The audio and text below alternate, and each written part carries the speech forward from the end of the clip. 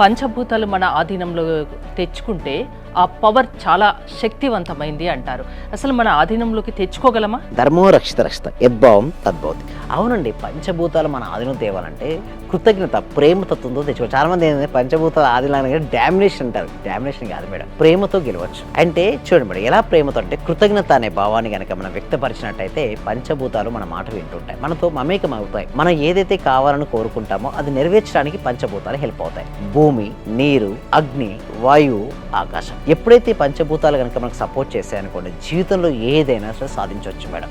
Example ఎలా మనం ఆధీనం తెచ్చుకోవచ్చు అంటే, నేను ఇక్కడ ఏమంటే ప్రేమతో, అంటే గ్రాటిట్యూడ్ శక్తి కనుక మన లోపల ఉంటే మనకు వస్తాయి. అంటే ఉదయం నిద్ర నుంచి లేచిన తర్వాత ఏం చేయాలి, పంచభూతాలు ఉంటాయి కదా, ఆ పంచభూతాల భూమికి హృదయపూర్వక కృతజ్ఞతలు. అట్లీస్ట్ ఒక కొన్ని అడుగులు చెప్పులు లేకుండా నేలపై నడవమంటారు. అలా నేలపై నడుస్తూ భూమాతకు మనం చూడండి, ఇదివరకు మనకు పూర్వకాలంలో మన పెద్దవారు చెప్పేవారు, లేవగానే భూమాతకు నమస్కరించమని కూడా చెప్పేవారు. ఇప్పటికి చాలా మంది చేస్తుంటారు.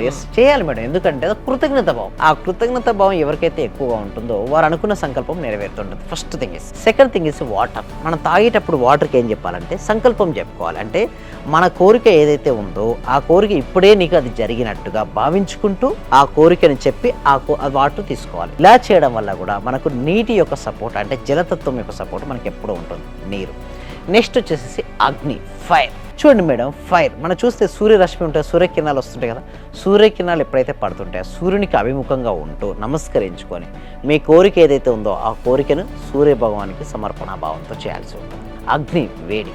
నెక్స్ట్ వాయువు. మనం ప్రాణవాయువుని తీసుకుంటాం కదా, తీసుకుంటాం, వదులుతూ ఉంటాం. తీసుకునేటప్పుడు నాకు అనంతమైనటువంటి డబ్బు, సంపద, ఐశ్వర్యం వచ్చినట్టుగా భావించాలి. అండ్ వదిలేటప్పుడు నాలో ఉన్న అన్ని మనీ బ్లాక్స్, నెగిటివిటీ అంతా వెళ్ళిపోను కాక అని వాయుతత్వానికి చెప్పాలి.